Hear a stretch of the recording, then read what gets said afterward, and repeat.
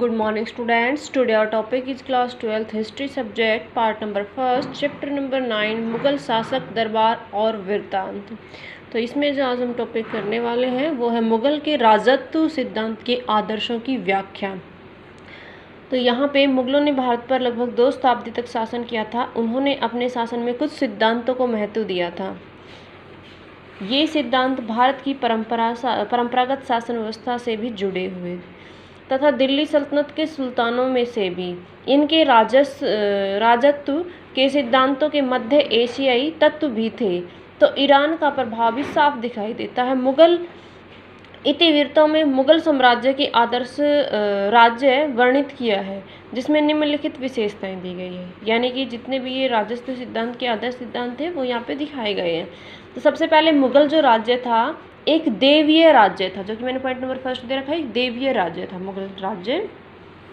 मुगल काल के सभी इतिवृत्त इस बात की जानकारी देते हैं कि मुगल शासक राजत्व के देवीय सिद्धांत में विश्वास रखते थे।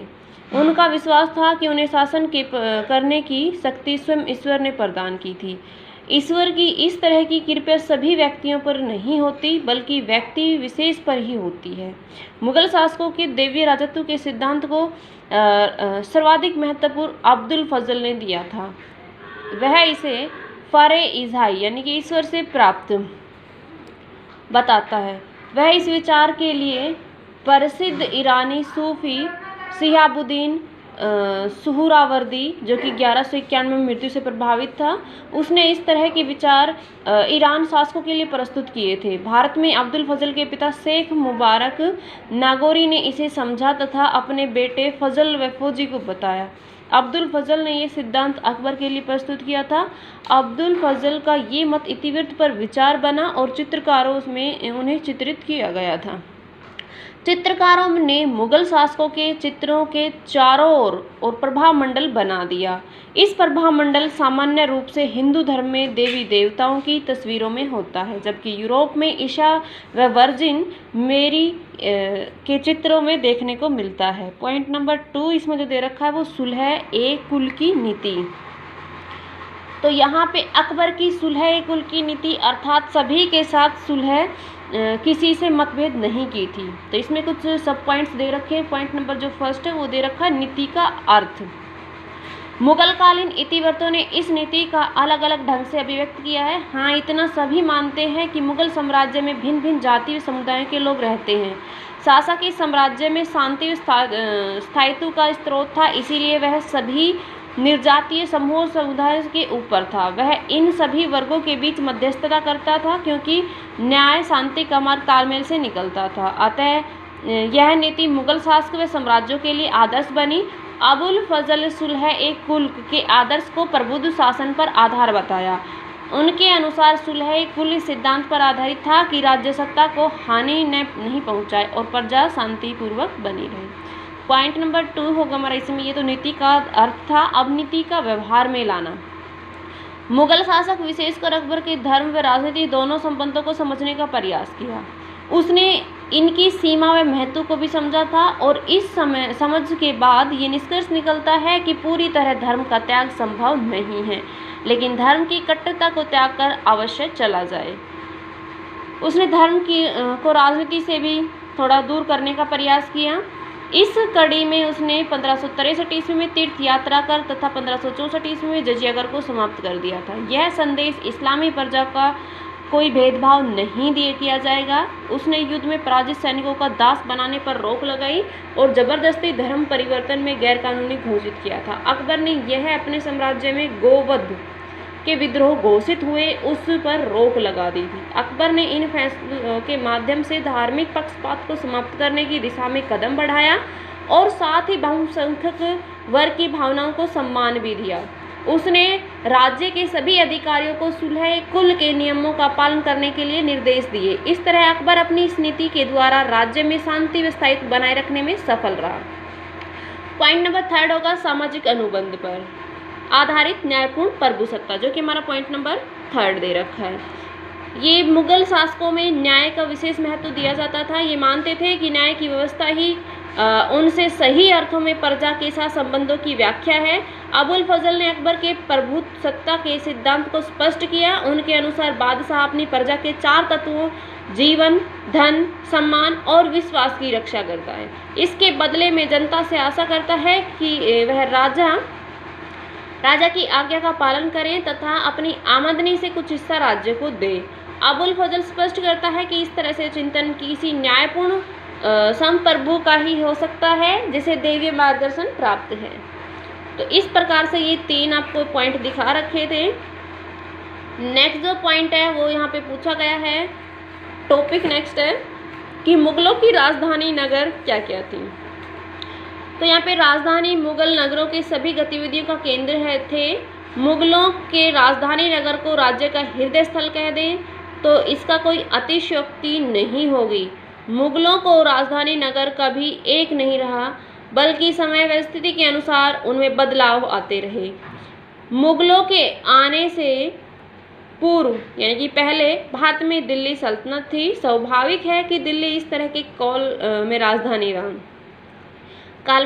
रही। 1540 में सिकंदर लोदी ने आगरा शहर की नींव रखी। इससे सत्ता का एक और केंद्र बन गया तथा गतिविधियों का संचालन दोनों नगरों में, जैसे सिकंदर लोदी ने आगरा शहर की नींव रखी, दोनों शहरों से होने लगा। बाबर ने पानीपत की लड़ाई में विजयनगर के बाद पहले दिल्ली पर और फिर आगरा पर कब्जा किया था। तो यहाँ पे सबसे पहले मुगल साम्राज्य का प्रारंभ काल हम दिखाएंगे, उसके बाद अकबर के काल की राजधानियाँ दिखाएंगे, जहांगीर व शाहजहां के काल में राजधानियाँ दिखाएंगे। और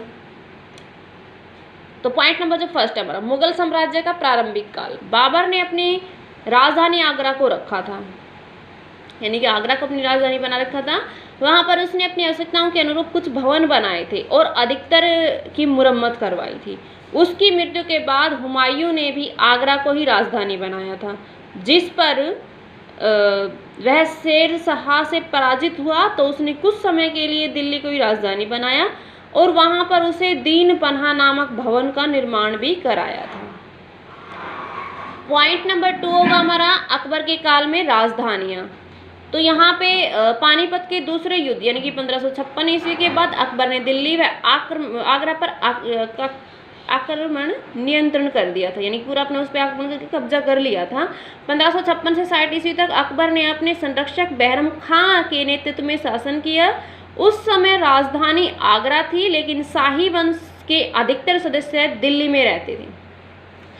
1560 ईस्वी के बाद अकबर ने आगरा में लाल किले का निर्माण प्रारंभ करवाया। उसने इसे सुरक्षा की दृष्टि से मजबूत तथा आवश्यकता की दृष्टि से काफ़ी विशाल बनवाया। उसने इसके लिए आसपास के क्षेत्रों से लाल बलुआ पत्थर मंगवाया तथा 1568 ईस्वी तक इसे किले का अधिकतर हिस्सा बनकर तैयार हो गया। जिस समय आगरा में किले का निर्माण हो रहा था उस समय अकबर सूफी मत के प्रभाव में आ गया। इस कड़ी से उसे अकबर के आसपास जो सीकरी नामक स्थान है, एक सूफी संत सलीम चिश्ती की जानकारी मिली थी। उसके बाद वह उसका अनुयायी बन गया था। सलीम चिश्ती के प्रति अपनी श्रद्धा दिखाने के लिए अकबर ने 1570 ईस्वी में सीकरी का नाम बदलकर फतेहपुर सीकरी किया था तथा इस स्थल को राजधानी भी घोषित कर दिया। ये स्थान आगरा अजमेर मार्ग पर था, जो कि लोगों की पसंदीदा जगह थी, यानी कि लोगों को पसंद आने वाली जगह थी। इस तरह फतेहपुर सीकरी राजधानी व तीर्थ स्थल दोनों के रूप में उभर कर सामने आया। पॉइंट नंबर 3 है जहांगीर व शाहजहां के काल में राजधानी। जहांगीर का राज्यारोहण आगरा में हुआ और यही स्थल राजधानी बन गया था। 1611 ईस्वी में नूरजहां के साथ विवाह के उपरांत वह लाहौर चला गया। उसने वहां रावी नदी के तट पर एक लाल किले का निर्माण किया और जहांगीर की मनपसंद जगह लाहौर ही थी, अतः यह राजधानी भी रही और अधिकतर समय भी वहां उसने अपना गुजारा था।